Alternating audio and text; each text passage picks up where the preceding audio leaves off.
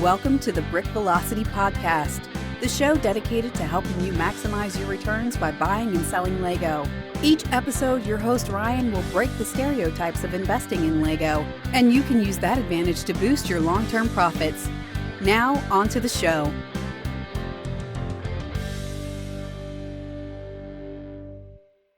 Hello, and welcome to episode 5 of Brick Velocity Podcast. I'm your host, Ryan.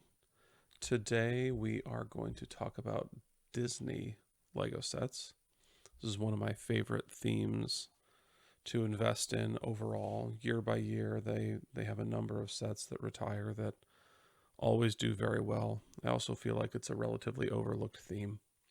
People tend to focus on the big modulars or Star Wars, sometimes superheroes, and so those can get kind of picked over more quickly, whereas Disney just performs year after year, and some of the sets tend to stay on the shelves a little bit longer, which allows you to get them at some of your secondary stores, like away from the Walmarts and Targets and Amazons. You can go to like Barnes & Noble or Books A Million or what have you, and you can often find really good, well-performing Disney sets well after they're off the shelves everywhere else. Whereas this is usually not the case with Star Wars or one of the other major themes, Minecraft and those kind of things. Those get picked over very quickly. It's a really good toy, and I think it performs well because it's most of them, not all of them, but most of them are aimed towards girls. It's a STEM toy. There are only so many STEM toys out there that are aimed at girls. There are certainly a lot more of them aimed at boys. And so it's just a really good pick when someone's looking for a gift for a girl. It's not probably as sought after by collectors, adult collectors that want to display a piece, but nonetheless, they year after year perform very, very well.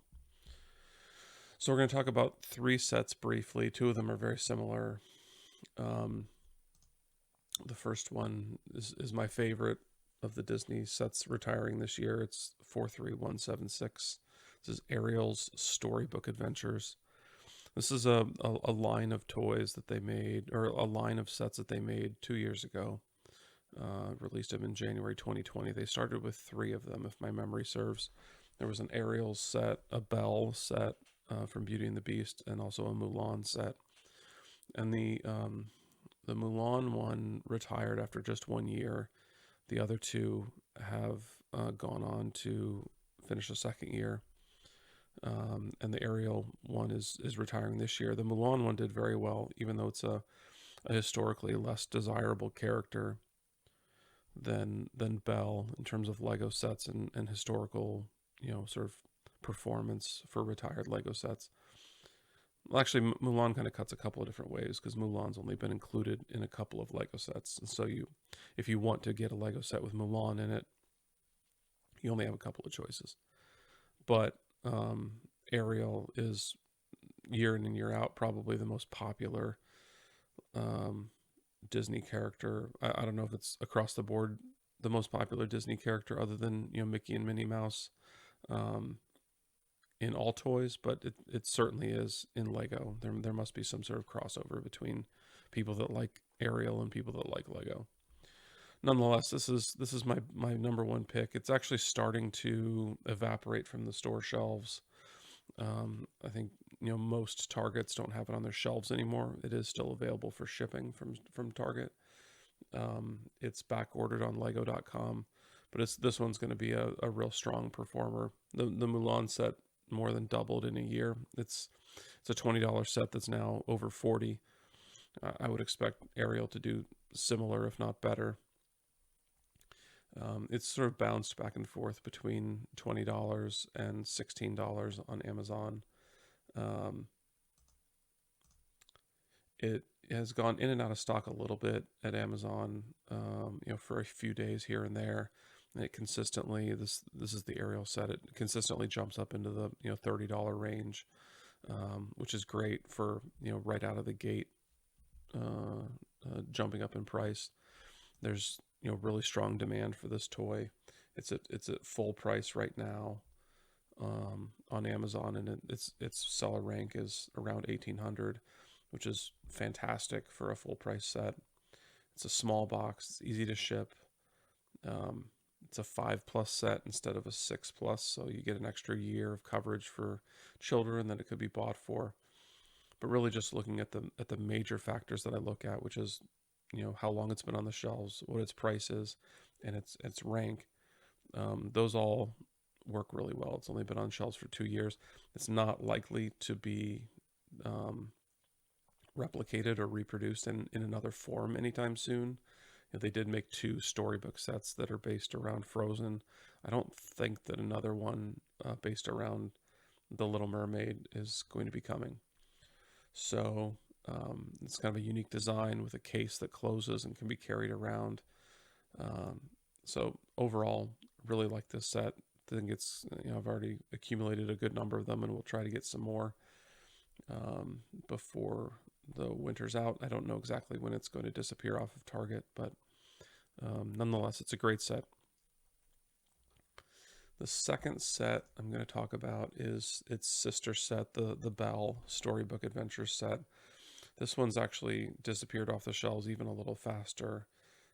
It's tough to find in a Target. I think it's already sold out on Target.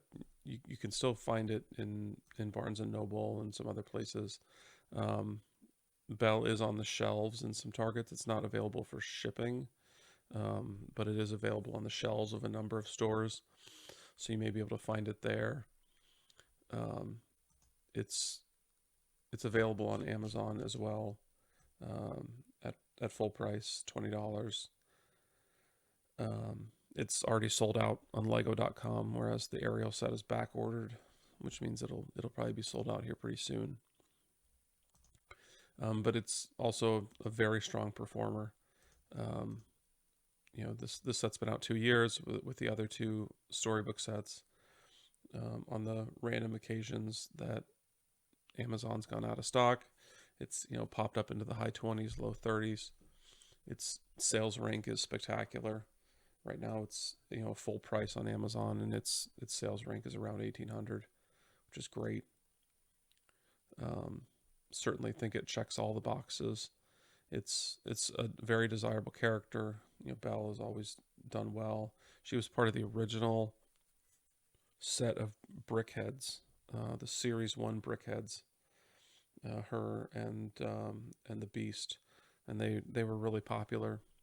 So I know that she's a very popular character. And given the price point and all of the other factors, I think this one's going to do very well. I put it just a small smidge behind the Ariel storybook set, but this one will almost certainly perform very, very well. And then the third set I'd like to talk about is actually a Duplo set. It's Ariel's Undersea Castle 10922. I think this is a good example of a set that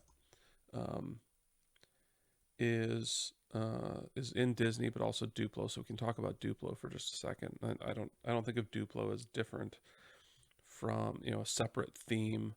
I really include Duplo sets in with whatever their major overarching theme is. So if they're a superhero set, I think of them as a superhero set, not as a Duplo set. But Duplo is often very overlooked by investors and performs really, really well. One of the reasons is they don't make that many Duplo sets. They make hundreds of different Lego sets that are in production at any one time.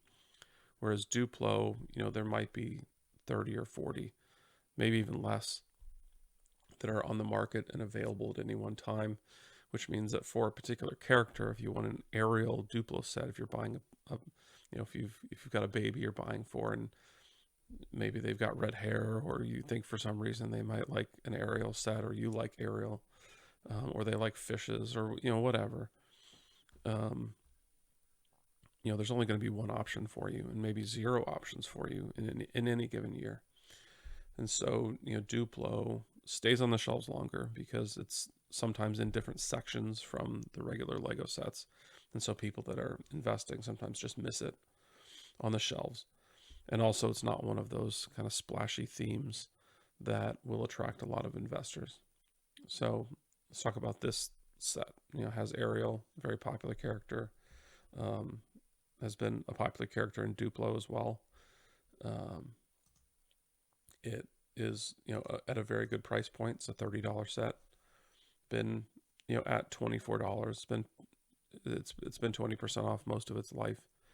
It's still available on Amazon, but it's delayed. It ships 2 weeks from now, which is hurting its overall sales rank right now. Its sales rank is like 6,000 or something like that, which for a set that's 20% off would be a little low for my normal cutoff. But I think that shipping delay is causing a lot of the problems. The set usually at full price sits somewhere in the 3,000 range for sales rank.